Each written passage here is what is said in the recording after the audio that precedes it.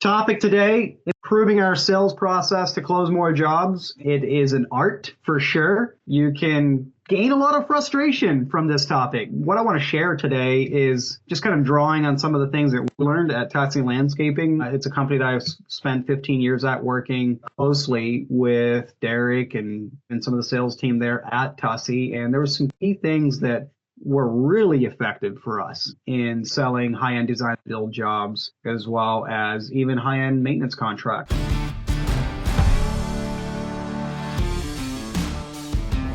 I'm going to break what I'm going to share on into three different sections. The first section is vetting leads. And the first step to getting a great sales process dialed in, not just for yourself, but also a great sales process for your client experience, is in vetting the lead, making sure you're talking to the right person. The second piece, I have focused on proposal turnaround time and what it means to serve the customer in an efficient way, and how to make sure that your sales process doesn't produce a massive to-do list for you to do at nights and weekends, but rather gets done as you go through your consultations. And then finally, I'm going to focus on follow-ups, because the power is in the follow-up. Sending a proposal and then never checking with them again is not a way to run a great sales process. So I'm going to dive into a couple things that we do or have done at Taxi Landscaping that were very effective for us. So on the vetting leads conversation, you want to make sure that you're talking to the right person. Before you go out there and invest a whole bunch of time on your sales process, your consultation, drive out to the property, get measurements, talk to them. Before you do that, you need to make sure you're talking to the right person, because there's nothing more deflating than doing exactly that, having 3, 4, 6 hours invested into this lead, and they tell you, oh, I can't wait, this is going to be awesome, budget's no issue, and then you submit a proposal and they're like, oh my goodness, that's triple the money we thought it was going to be. How do we prevent that? The way I like to think about this part of the problem is, if I'm going to get a no, I want to get that no as quickly as possible for two reasons: my time, and also I want to respect the person I'm talking to's time. It's not just a selfish, it's a two-way street.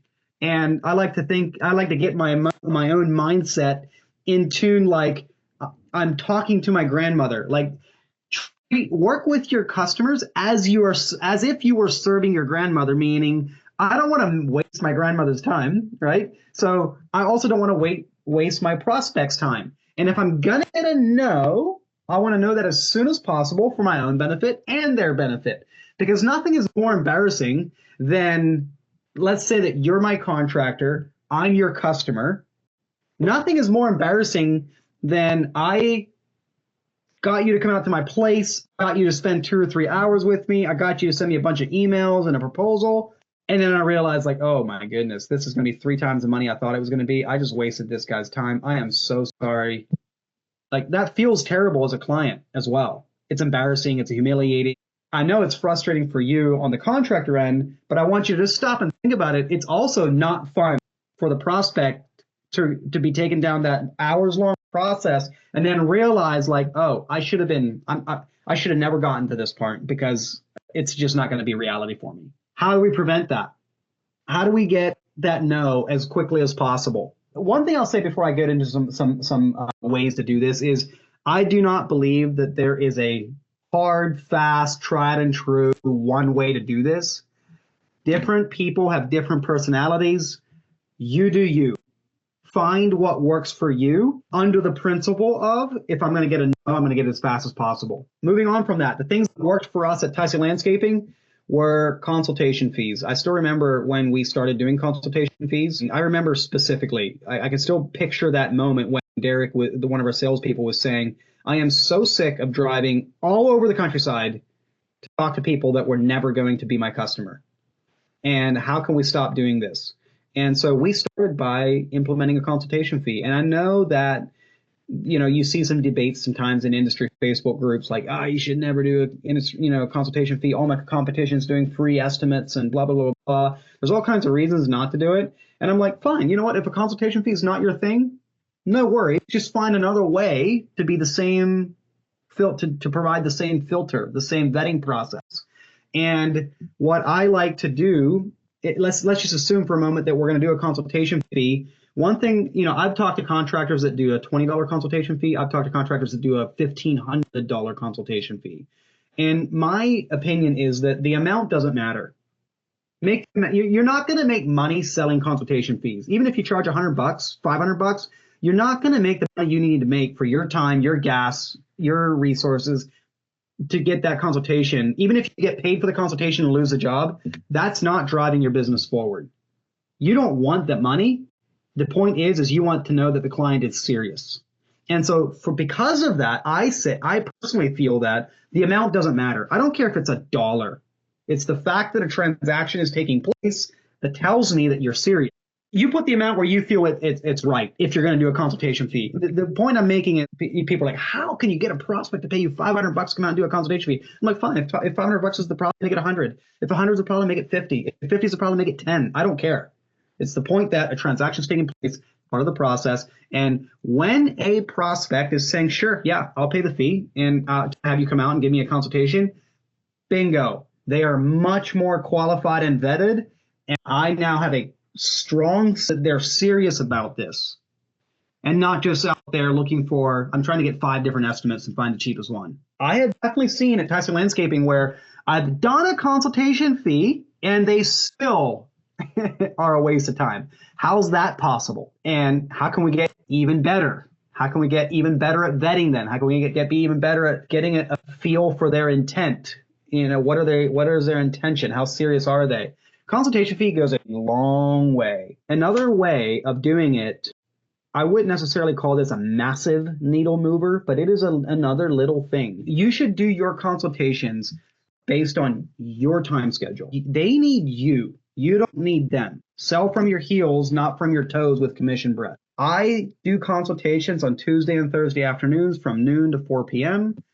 When is the next available slot that you can make it inside of that time frame? Like I dictate the time. So much of the time when we get the call, like, oh man, the phone rang. When can I come out? Are you at home right now? I'll be out tonight. I'll be out tomorrow night. And that's the wrong vibe. It's not going to serve you at all, and you're out there not in an optimal time for yourself and your business, doing it in the evenings anyway. The point I'm making about that is you might be like, well, what's the big deal? Who cares? I got to go out and spend the time, whether it's Tuesday on the afternoon or whether it's Thursday evening after dinner.